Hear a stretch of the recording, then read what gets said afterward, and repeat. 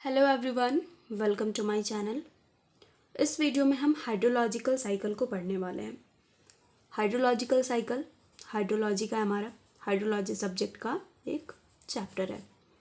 इसके क्या क्या टॉपिक्स हैं हाइड्रोलॉजी के सिलेबस में बोलो या फिर इसके अंतर्गत जो भी हमारे टॉपिक्स आते हैं उनको हमने लास्ट वीडियो में डिस्कस किया था और मैंने ये भी बोला था कि अगर आपको लगे कि कुछ रह गया है तो आप हमें बता सकते हो। ओके, तो लगता है कि अगर कुछ छूटा है लास्ट वाले में, अगर कोई टॉपिक छूट गया है तो आप मुझे ज़रूर बताना। और अगर नहीं लगता ऐसा कुछ तो स्टार्ट करते हैं हम अपने चैप्टर को। तो नाम है इसका हाइड्रोलॉजिकल साइकिल। अब हाइड्रोलॉजिकल साइकिल को क्या कुछ और भी कहते हैं? तो हाँ, इसको कुछ और भी कहते हैं। इसको हम जानते हैं वाटर साइकिल के नाम से भी। अब कहीं आपको दिखे वाटर साइकिल तो सीधा समझ लेना है कि वो किसकी बात कर रहा है, हाइड्रोलॉजिकल साइकिल का। या फिर कहीं दिखे हाइड्रोलॉजिकल साइकिल तो समझ लेना है कि वो किसकी बात कर रहा है, वाटर साइकिल का। ठीक है। अब वाटर साइकिल से एक चीज़ समझ में आ रही है।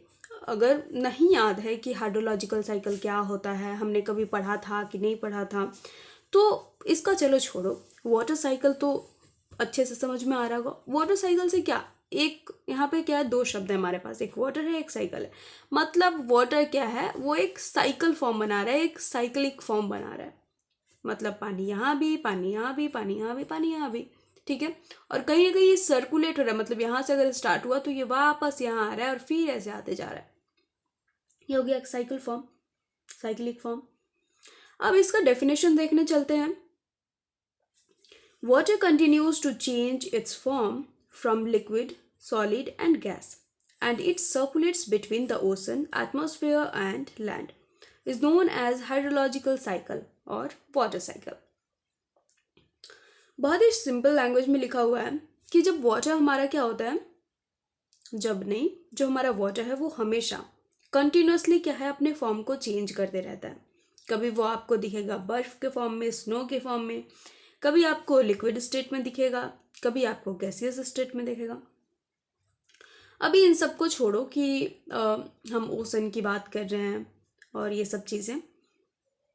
अगर हमें लिक्विड, सॉलिड और गैस को ही समझना है सीधा सीधा, तो अभी जो आप पानी पी रहे हो लिक्विड के फॉर्म में आपको दिख जाएगा। आप फ्रिज खोल करके देखो अपने, आपको सॉलिड के क्या जो आपका पानी है वो बर्फ़ के रूप में भी मिल जाएगा, बर्फ़ जमा हुआ है। ठीक है। गैस के फॉर्म में पानी, अभी अगर गर्म पानी से आप नहा रहे हो तो जब नहा रहे होते हैं तो आपको दिखेगा कि पानी से क्या निकल रहा है, भाप निकल रहा है। तो वो क्या हो गया, गैसियस फॉर्म में भी हो गया। अब उससे भी नहीं समझ में आ रहा, अगर इसको थोड़ा डिटेल में देखते हैं तो जब गर्मी के दिन होते हैं तो आपको पता होगा, फिर जब धूप निकली हुई है बहुत ज़्यादा, तो जो रिवर्स होते हैं, जो ओशंस होते हैं, ठीक है, तो क्या होता है, इनका पानी गर्म होकर के गैसियस फॉर्म ले लेता है। जो हमारे पोलर एरियाज़ है वहाँ पे देखो आपको स्नो मिलेंगे, स्नो आपको सॉलिड फॉर्म में मिल जाएंगे। जो हमारे रिवर्स होते हैं, ओशंस होते हैं, वो लिक्विड फॉर्म में मिल जाएंगे। तो यहाँ पे क्या हो रहा है कि जो कंटिन्यूसली चेंज आ रहा है, ठीक है, अलग अलग जगह पे ये अलग अलग फॉर्म में आपको मिलेगा और अलग अलग टाइम पे आपको अलग अलग फॉर्म में मिलेगा। इसको हम आगे डिस्कस करेंगे कि कैसे। ओके।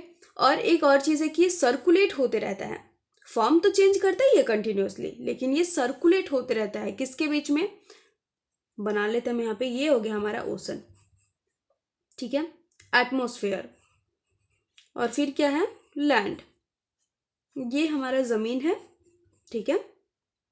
ये हमारी यहाँ पे समझ लो रिवर बह रही है, तो यहाँ से गैसियस फॉर्म में, ठीक है, जो पानी हमारा भाप बन करके उड़ा, ठीक है, गया एटमॉस्फेयर में, यहाँ पे कंडेंसेशन हुआ, क्लाउड बना, और यही क्या होगा, ठंडा होकर के गिरेगा इधर बारिश के फॉर्म में, तो लैंड पे गिरा। तो ये क्या हो रहा है, एक सर्कल बना रहा है, सर्कुलेट हो रहा है। ठीक है। किनके बीच में, तो लैंड, ओशन और एटमॉस्फेयर। ठीक है, ये सीधा सीधा समझने के लिए। और इसी साइक्लिक फॉर्म को हम क्या कहते हैं, हाइड्रोलॉजिकल साइकिल कहते हैं। आई होप सबको क्लियर हो गया होगा। ठीक है। अब सॉलिड, लिक्विड और गैस, चलो ये ठीक है, हमारा समझ में आ चुका है कि अपना जो पानी है वो स्टेट चेंज करते रहता है और सर्कुलेट भी होते रहता है। आगे देखते हैं। तो hydrological cycle involves the continuous circulation of water in the earth's atmosphere system. यही चीज़, ये क्या करते रहता है, कंटिन्यूअसली सर्कुलेट होते रहता है, बस और कुछ नहीं यहाँ पे। The water cycle is the motion of water from the ground to the atmosphere and back again. अच्छा, अगर इधर किसी को भी समझ में नहीं आया, ठीक है, तो आप यहाँ पे देख सकते हैं, बहुत ही ईजिली समझ जाएंगे आप। यहाँ पे बहुत ही सिंपल लैंग्वेज में लिखा हुआ है कि वाटर साइकिल, हाइड्रोलॉजिकल साइकिल क्या है, मोशन है, ठीक है। किस चीज़ का मोशन है, वाटर का मोशन है, फ्रॉम ग्राउंड टू एटमॉस्फेयर। ये हमारी धरती है, ये हमारा ग्राउंड है, यहाँ से जो वाटर हमारा क्या होता है, इस ये ऐसे यहाँ जाता है, कहाँ, एटमॉस्फेयर में, और फिर वापस कहाँ आता है, ग्राउंड पे। और यही फॉर्म को हम कहते हैं वाटर साइकिल या फिर हाइड्रोलॉजिकल साइकिल। एक सेकेंड,